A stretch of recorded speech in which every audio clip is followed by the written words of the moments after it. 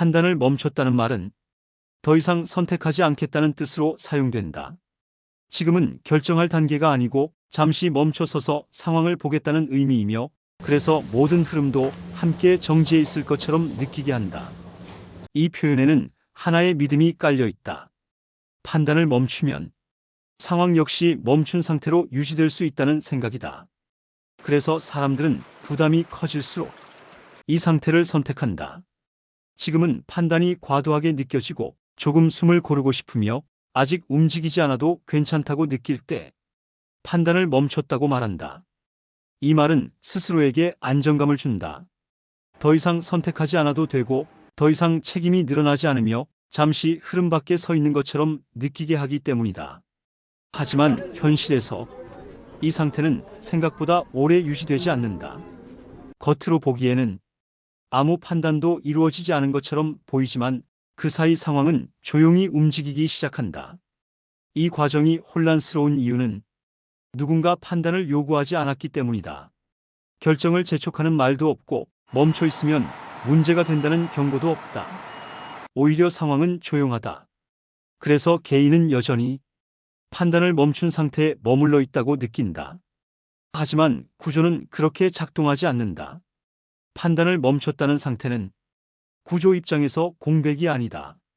그것은 현재 상태를 유지하겠다는 신호로 지금의 흐름을 그대로 받아들이겠다는 반응으로 해석된다. 아무것도 하지 않겠다는 선택은 흐름을 차단하는 것이 아니라 기존 흐름을 계속 작동시키는 방식으로 읽힌다. 이 해석은 한 번으로 끝나지 않는다. 판단을 멈춘 상태가 반복될수록 그 의미는 점점 더 분명해진다. 그리고 어느 순간부터는 판단을 멈췄다는 설명보다 이미 그 흐름 안에 머물러 있다는 이해가 더 자연스러워진다. 이때 개인은 여전히 아무 판단도 하지 않았다고 느낀다. 결정한 기억도 없고 선택했다는 자각도 없다. 하지만 구조는 이미 다음 단계로 이동할 준비를 마친 상태다. 많은 구조는 판단 중단 상태를 오래 유지하도록 설계되어 있지 않다. 일정 시간이 지나면 멈춰 있다고 느낀 상태는 자동으로 분류되고 그 분류에 맞는 흐름이 연결된다. 이 과정에서 개인의 의식적인 판단 여부는 중요한 기준이 되지 않는다. 멈추고 싶었는지 정리 중이었는지는 구조 입장에서 크게 고려되지 않는다. 그래서 나중에 결과를 마주했을 때 사람들은 종종 혼란을 느낀다. 아직 판단을 제기한 기억은 없는데 이미 상황은 한 방향으로 흘러가 있고 그 흐름에 대한 설명이나 책임이 요구되기 때문이다. 이때 느끼는 감정은 후회라기보다 당혹감에 가깝다. 언제 흐름이 시작되었는지조차 명확하지 않기 때문이다. 판단을 멈췄다고 느낀 시간은 길었지만 그 사이 무엇이 어떻게 움직였는지는 잘 떠오르지 않는다. 하지만 그 시간은 아무 일도 없던 공백이 아니다. 판단을 멈춘 상태가 계속 해석되고 누적되던 시간이다. 그 해석은 흐름이라는 형태로 남는다. 판단을 멈췄다고 느끼는 순간에도 흐름이 생기는 이유는 단순하다. 그 상태가 실제로는 흐름 밖에 있는 상태가 아니기 때문이다. 아무 판단도 하지 않겠다는 선택은 많은 구조 안에서 기존 흐름을 유지하겠다는 신호로 작동한다.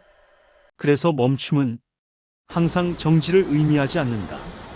그 상태가 정말로 멈춤으로 유지되려면 구조적으로도 흐름이 차단되는 위치여야 한다. 하지만 대부분의 상황에서 그 여지는 생각보다 짧다. 그리고 그 사이에 상황은 이미 하나의 방향으로 기록된다. 아무 판단도 하지 않았더라도 아무 행동도 하지 않았더라도 유지된 상태와 흘러간 시간이 하나의 흐름을 만든다. 그 흐름이 일정 지점을 넘어서면 우리는 더 이상 멈춰 있었다고 말할 수 있는 위치에 있지 않다.